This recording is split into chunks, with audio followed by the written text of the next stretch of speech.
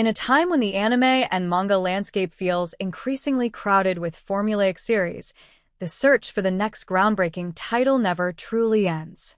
That's where Takeru Hakazono's Kagurabachi steps in.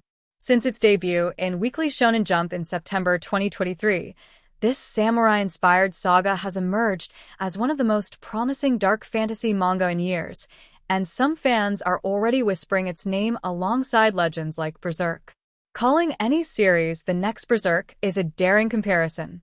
Kentaro Miura's masterpiece remains untouchable for its psychological depth, moral complexity, and revolutionary artwork. Still, Kagurabachi shares enough thematic DNA and artistic ambition to suggest it could carry the torch of dark fantasy into a new generation. A dark fantasy that perfects its own formula. Kagurabachi doesn't reinvent dark fantasy, it refines it. Hakazono's manga embraces the genre's most powerful themes: revenge, grief, corruption, and the thin lines separating justice from vengeance. Rather than relying on flashy powers or exaggerated battles, the story invests in emotional intensity and mature storytelling, grounding its spectacle in pain and purpose. The story follows Chihiro Rokuhira, a young swordsman seeking revenge for his father's murder. His journey feels familiar, yet distinct, part samurai epic, part psychological odyssey. Hakazono explores Chihiro's trauma and moral struggle with an honesty that elevates him beyond the archetypal shonen hero. Violence in Kagurabachi isn't glorified, it's grim and deliberate, giving every clash emotional weight. The blend of Japanese sorcery, swordsmanship, and political intrigue creates a textured world where morality blurs and each decision cuts as deep as Chihiro's blade.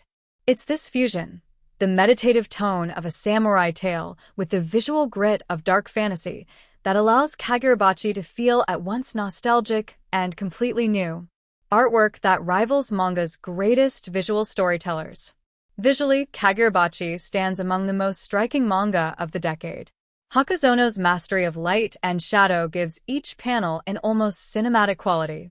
Heavy shading, intricate line work, and balanced use of negative space infuse the series with haunting atmosphere. While Berserk remains the gold standard of manga art, Kagurabachi doesn't imitate, it evolves.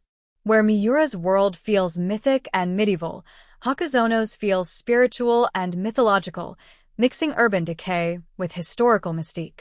Every panel pulses with emotion, each fight sequence both violent and graceful.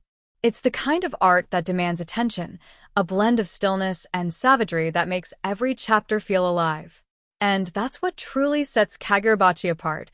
It looks like a series destined for greatness. A new generation's heir to Berserk's throne. The success of Demon Slayer, Chainsaw Man, and Jujutsu Kaisen has proven that the modern audience craves darker, more emotionally layered shonen stories.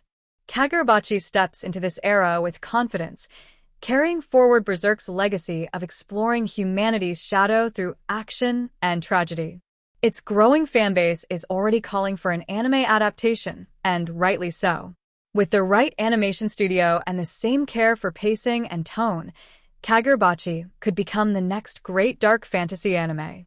The series' fusion of emotional storytelling, mature character arcs, and breathtaking art gives it all the makings of a classic in the making.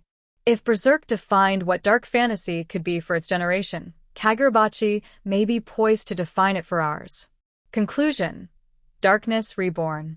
Kagurabachi isn't trying to replace Berserk, it's carving its own path through grief, vengeance, and the human condition. But in its raw emotion, masterful artistry, and unwavering sense of purpose, it captures the same lightning that once set Berserk apart. As 2025 continues, Kagurabachi might just become that rare story capable of uniting both new fans and longtime readers under one truth. The age of great dark fantasy manga is far from over. It's only getting started.